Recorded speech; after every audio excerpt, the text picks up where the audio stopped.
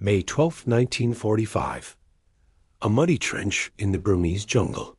3 Gurkha riflemen crouched in darkness, listening to the sound of at least 200 Japanese soldiers moving through the undergrowth toward their position. Rifleman Lachhiman Gurung, 27 years old and only 4 feet 11 inches tall, gripped his Lee Enfield rifle and waited. His post was the most forward position of the entire British defensive line, the key to the perimeter.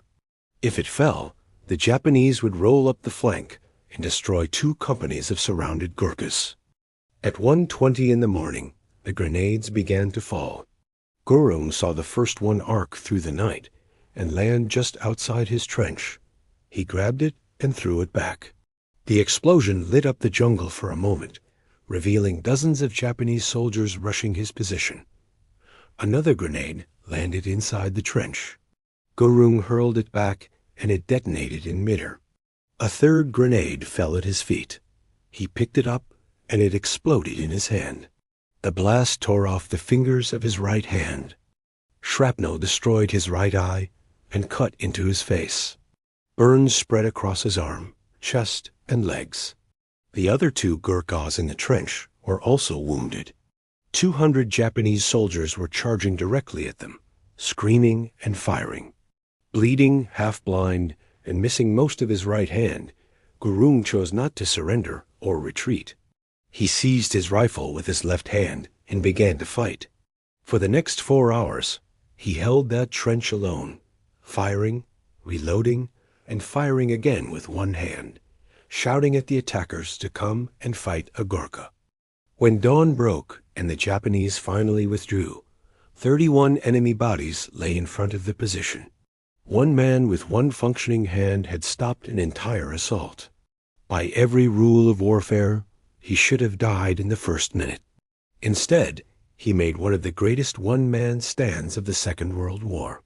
This is the story of his journey from a poor mountain village in Nepal to the jungles of Burma, and how a single rifleman proved that courage does not require 2 hands.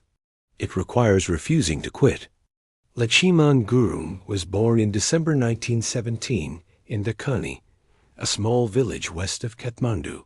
His family survived through small plot farming. Life in the Nepalese highlands meant backbreaking work, limited opportunities, and deep poverty. Young men could either farm like their fathers or join the British Indian Army as Gurkhas, soldiers whose reputation stretched across the empire. Renowned for discipline, fearlessness, and mastery of the curved cookery knife, Gurkhas were valued above nearly all other infantry. Enemies from Afghanistan to Europe had learned to fear them. The Gurkha motto was simple: better to die than be a coward. Gurung grew up hearing stories of these warriors. The army offered pay, respect, and escape from poverty, but selection was ruthless. Candidates had to meet strict physical requirements, including a minimum height of 5 feet. Gurung was 4 feet 11. Under normal conditions, he would have been rejected. But it was 1940. War was escalating. Britain needed soldiers. Height requirements were quietly relaxed, and in December 1940, Gurung was accepted into the 4th Battalion of the 8th Gurkha Rifles. He trained hard, mastering the Lee Enfield rifle and the demanding infantry tactics required for jungle warfare. He learned the Gurkha code: aggression in attack, unbreakable resolve in defense, no surrender without orders, fight to the last man and the last round. By 1944, his battalion was deployed to Burma, a brutal theater defined by dense jungle, monsoon rains, disease, and an enemy that refused to surrender. The Imperial Japanese Army had swept across Asia in 1942. They fought to the death and expected enemies to do the same. Surrender meant torture or execution. In 1945, the British Indian Army was pushing the Japanese south as the enemy tried to escape encirclement.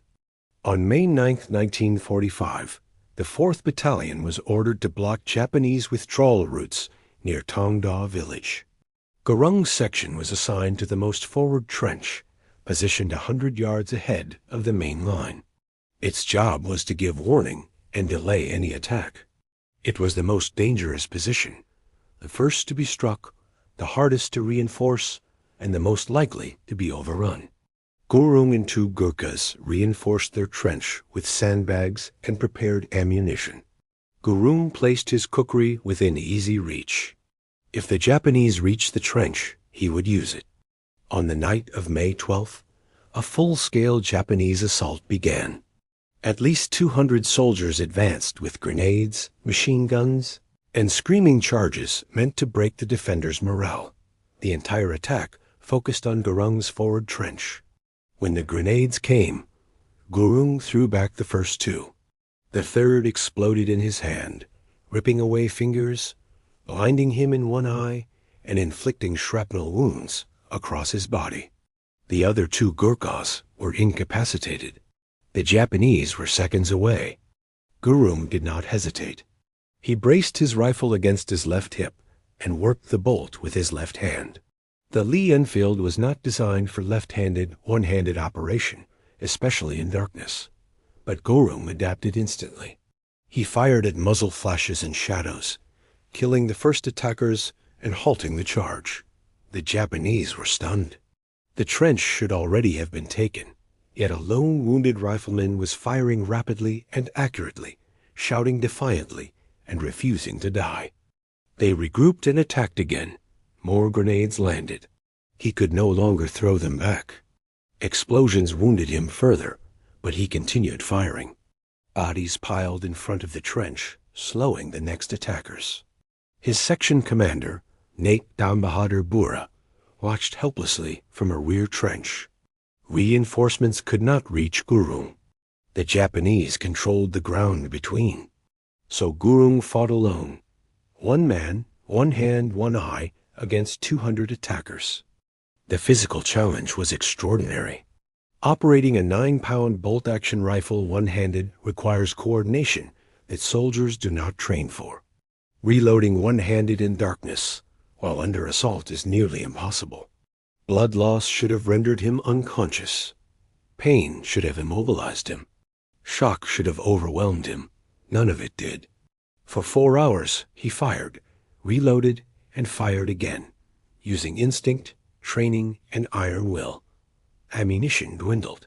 Every shot had to count. When the Japanese launched a coordinated push around 3 a.m., he broke it with disciplined rifle fire. By 4 a.m., the attackers began to lose momentum. Too many casualties, too much fear of that single, unyielding rifleman.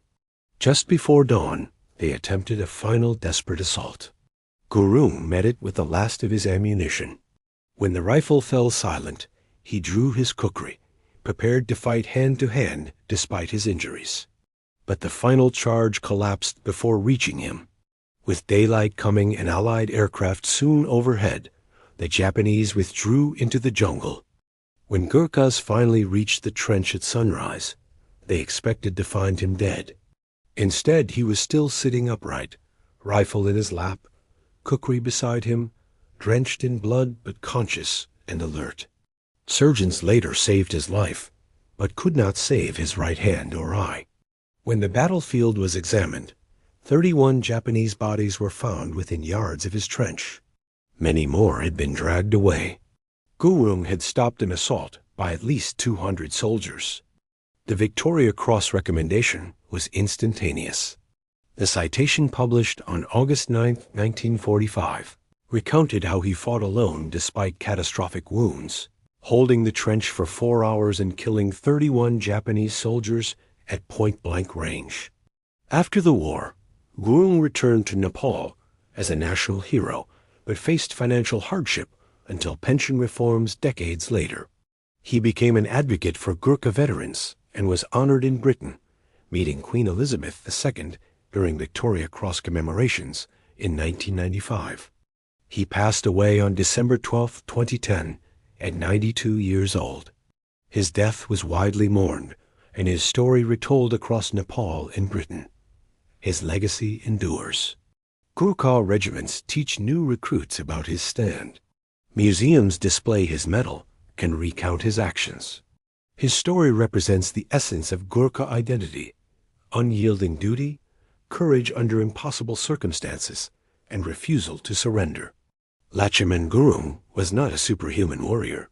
He was a small man from a poor village, with no special advantages beyond training, discipline, and the will to stand firm. On May 12 and 13, 1945, he demonstrated what better to die than be a coward truly meant.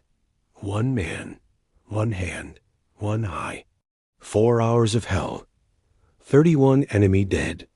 An entire Japanese assault stopped by a rifleman who simply refused to quit.